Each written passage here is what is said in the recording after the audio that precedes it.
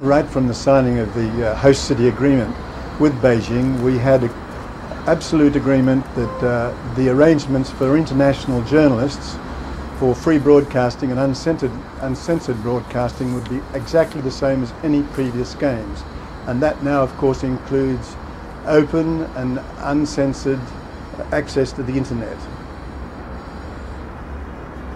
Do you see what happened recently in Tibet with China's crackdown there as having any impact on that pledge? No, we don't. We're of course concerned with the free access at games time, and that's the agreement that we've got with the government, and the regulations which were changed for international journalists in January of 2007 have stood up in all respects, and we expect the Chinese authorities to abide by their agreement. And in fact, if they weren't to do that, I think it would reflect very poorly on them. So we're confident that all international journalists will have free access to the internet, will have free and open access to reporting in every way the games in August of this year. Why does the IOC consider taking on China's policies on censorship as its business? Our business is staging a successful Olympic Games. We're a sporting entity, and we don't try and apply ourselves to influencing sovereign governments on matters of their concern. Our interest is staging a successful Olympic Games here. We work with government in that respect, but we don't get involved in the politics of the day.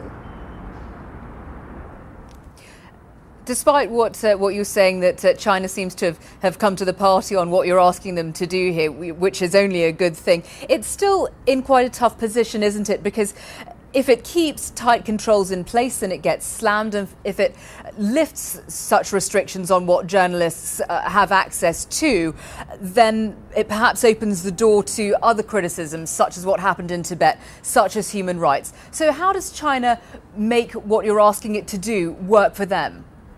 Well, I have to come back to the fact that we have an agreement with the Chinese authorities, and we believe they'll stick by that agreement. We do know that interruption and censorship does take place with the internet out of China, and it does so in many other countries. But we really do believe that the Chinese authorities and BOCOG understands that the world needs open access to broadcasting of a sporting event as important as the Olympic Games. We have that agreement from the Chinese, and we believe they'll fulfill it. If, in the event, China doesn't perhaps fulfill it to the extent which the IOC would like, do you have a course of action in place for what to do next?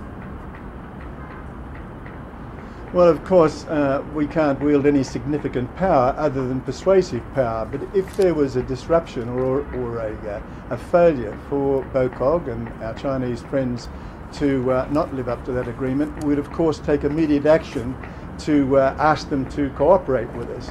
And we would point out that not to cooperate and to go back on that agreement would reflect poorly on China. And I don't think the Chinese authorities or the people in China would want that to happen.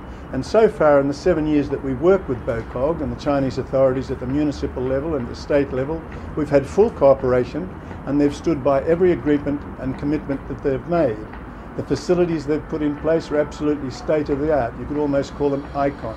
The arrangements we've had for marketing, for technology, for transportation, for the Olympic Village, for everything that goes into place have been first class and absolutely in line with what commitments the government has made to us. So we don't see why they should fall back and fall out, if you like, on their commitment in respect of the freedom of the press to report on these games.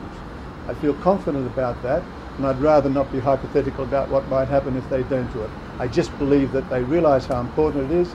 They want to showcase their games, and the way to do it is to allow uncensored and free reporting of all international journalists as part of the legislative changes they put in place in January 2007.